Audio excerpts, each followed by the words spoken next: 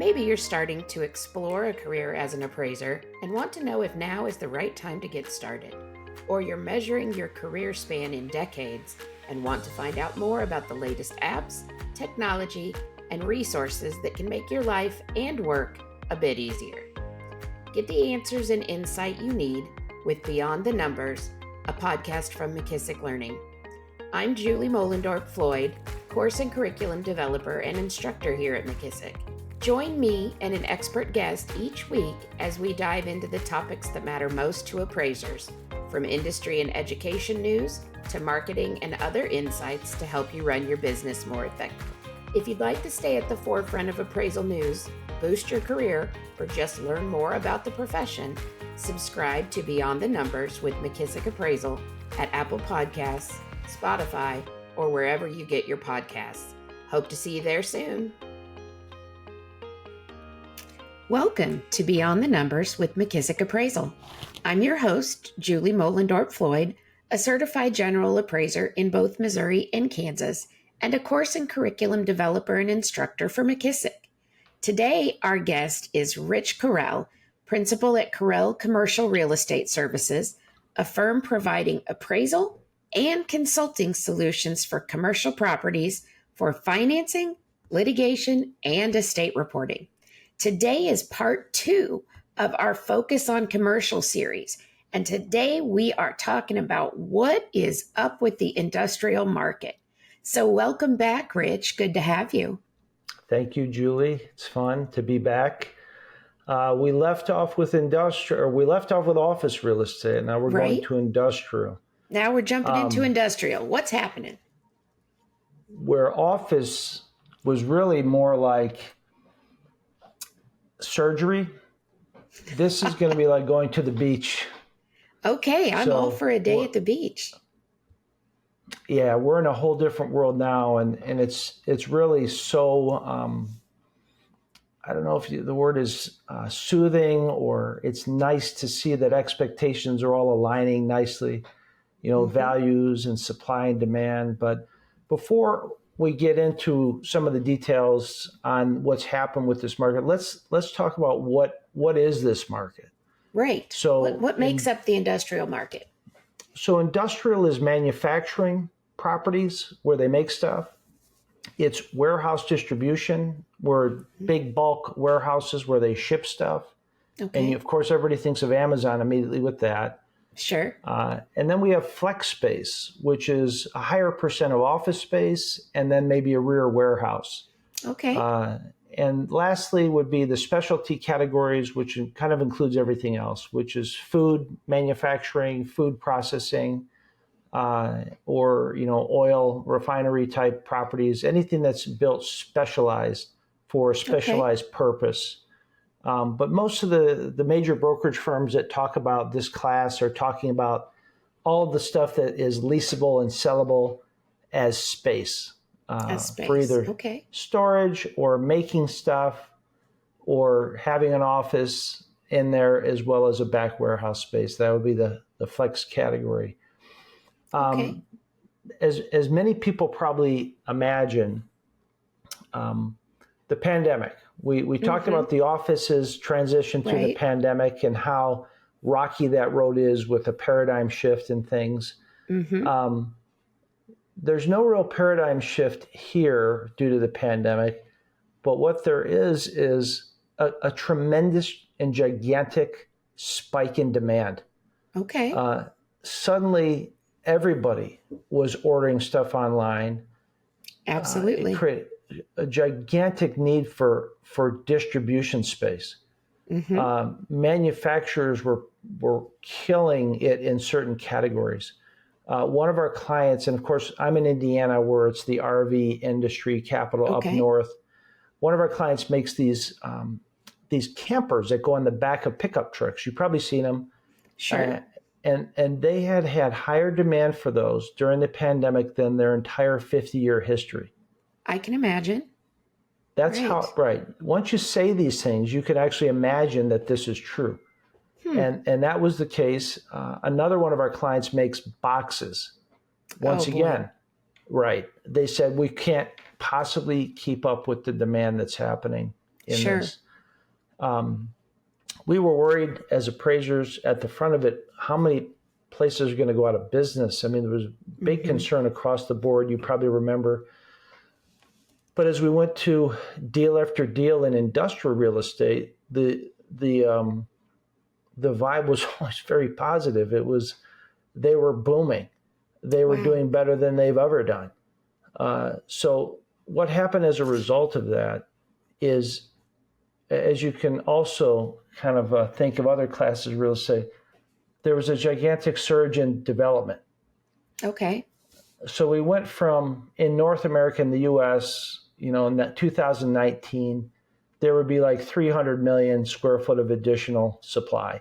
All This right. 300, right in that neighborhood, that was kind of what the country needed. Good balance between supply and demand. 300 million, you Yeah, said? Wow. nationwide. Yeah, nationwide. Nationwide. Sure.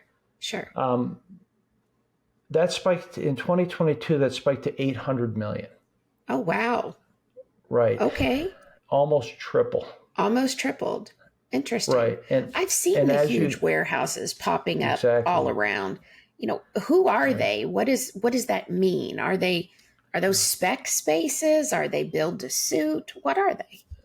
Great question. 75% are actually build to suit, and the rest could be speculation, which causes problems because the demand has been so good during that period. Um, but unlike other classes, industrial it has such a great resilience. Mm-hmm. So when you think of old warehouses in the Northeast or anywhere, urban centers converted to lofts, Sure. evolving to other higher uses. And if they don't, a typical warehouse, small manufacturing facility, it has a long life.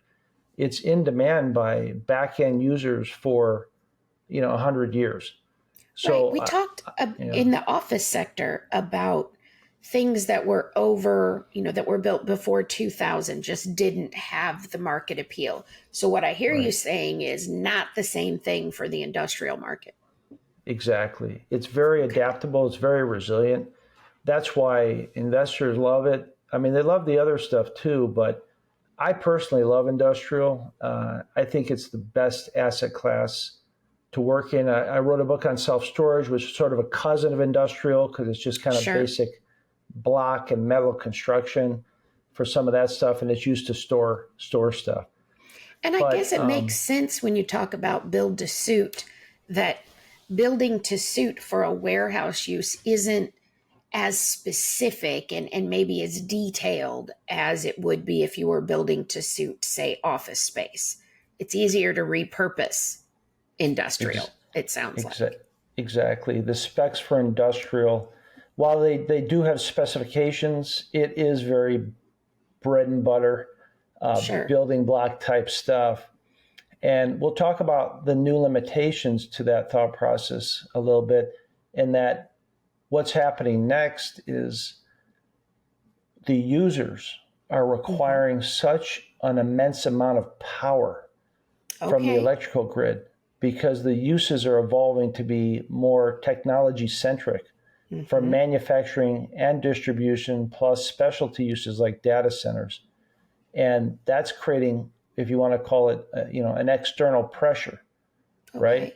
Okay. Because if municipalities, if government can't keep up with that, then they're going to find places where they can. Right. That fits in perfectly with my next question, which was how does an industrial property built today look different than one built, say, 10 years ago? It's a good question. The vertical ceiling room is going to be higher today. Okay. Uh, they have the ability to store things at a high level vertically. Um, you're going to have higher power today. You're going to have safety things built into it for the employees, whether it's fire suppression or how they walk through the building, where people Hmm. park, the access, how loading works, how much truck spacing there is for loading, lighting in the exterior parking lots, lighting Okay. interior. Another big deal is, of course, expense management. So LED lighting and Oh, okay. efficient ventilation systems and heating and cooling, all of that comes into play in the modern industrial facility. And of course, distribution, bulk distribution and warehousing, their requirements are different from manufacturing. And when we go to manufacturing, now we're into very specific processes and uses, Okay. and those vary widely. The bulk warehouse and distribution, that's more pedestrian. It's much more basic. And when you see those off the freeway as you drive around, they do tend to look like similar and massive with 20 dock doors and this big Right. concrete facility, right? That's Absolutely. distribution. And then in What flex about space, that's sustainability? smaller. Is sustainability something that we're It's a looking at more top today? out of the top four things that these companies are looking for going forward. Sustainability is one of them. So Right. sustainability is big on their list. It sometimes feels like it's an attempt, but doesn't put into place. But I actually, the things we've seen lately, we're seeing more of that being talked about as we look at properties and we interview the plant manager, we interview the executives. That's definitely a giant factor today. Interesting. So if I'm a tenant and I'm shopping for an industrial property, what's on my checklist? What am I looking for in a property? Well, it depends on the type of tenant you are, right? Sure. These properties are small, medium, and large. So some Okay. tenants in distribution, for example, I'm in the middle of the Midwest. So we are a hub for gigantic distribution that can reach the East Coast and deep Right. into the West. So those tenants are going to want affordability, and they're going to evaluate their cost of transportation to get from A to B. So proximity to the freeway, Sure. proximity to the airport.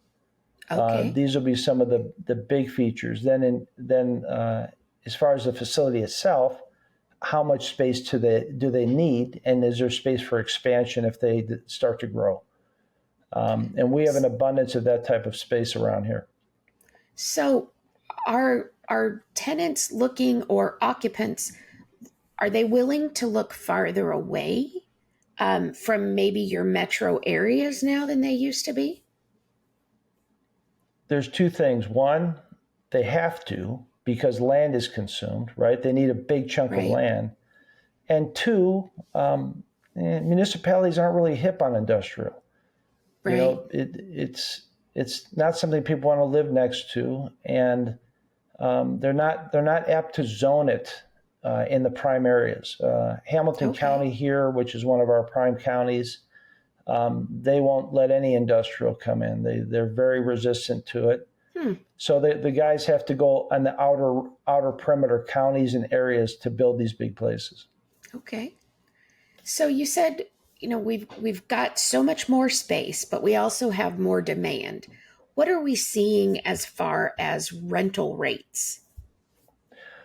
Well, rental rates in 2020 well, I'd say 2015 were in the neighborhood of 6 net, and they're close to 10 net now as a Oh, wow. national trend. So Okay. rental rates have consistently went up as an average in industrial real estate. This is one of the other great things. So the 15-year vacancy average in U.S. industrial real estate is 6.4%. So Wow. you don't have to know a lot about appraisal to know that that's just very solid, Right. right? That is And very solid. you don't see any volatility. You know, even with this pandemic and the spike in new construction, all the major firms, JLL, Commercial Edge, Cushman, CBRE, Mm-hmm. they're all projecting the word they use is recalibration, soft landing. Their expectation is we're stabilized by 25 across North Okay. America. And Wow. even today, I would say it's really stabilized now. They're just forecasting because there was such a giant development spike that'll take, and plus we have, some inflationary pressures, some slower demand pressures with goods. You know what I mean? The economy being just a little Sure. cooler, that there'll be some overhang, but they expect that'll all take care of itself. by the end of 24. We're already into the second quarter. So it's are just we the warm seeing and a fuzzy. slowdown in starts now? Yeah, they've slowed it down. They've put the brakes on it all. It's curving down back to the 2019 numbers, 300 Does it million. vary by region? Is it more one place than the other? The hottest markets are, of course, the Sunbelt markets. And of course, these urban centers again, the land is too expensive. There's no supply of land. Right. So they got to go way out perimeter. And I don't know if the firms that track all this stuff are capturing like when you're an hour and a half out of Chicago. Like, is that the Chicago market, or is that getting into a different market? But I've seen it when I'm driving around the Midwest. Some of these places seem like they're in the middle of nowhere. Absolutely. But yet they have the transportation linkages, and that goes for manufacturing as well as distribution. You'll find them in these rural locations, but when we go do appraisals on this stuff, we interview people, and they're like, "Yeah, I mean, this is perfect for us. We can do our thing from here easily." And again, they get tax abatements, they get incentives when they get outside of some of these these intenser market regions. And that's got to be a motivator too. Plus labor. I would think. Labor. In one place I went to in Iowa, it's so rural that like the only place to really get lunch was the gas station. Like there was no other option within an hour's drive. That's it. And I asked them, I said, how do you function out here? And they said, we do better here than we do at our other places because we have a great labor force, and that labor force, it's a win-win. They can live affordably in that area, in that smaller market region, and they work at the factory, and they have maybe some of the better experiences from their point of view with production and labor and management than they would in the bigger markets. Right, and I would think stability as well. Absolutely. Yes, very stable, very stable. So. Couple interesting things. Data centers. Okay. So YouTube, Google, I mean, there is a physical place. There is? Where all this stuff, there is a physical place where all this stuff is backed up and sits.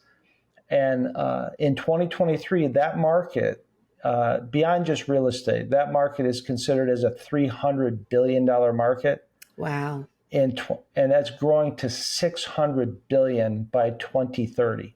Oh my goodness! So it's doubling. It's growing at a compound rate of over 10% per year.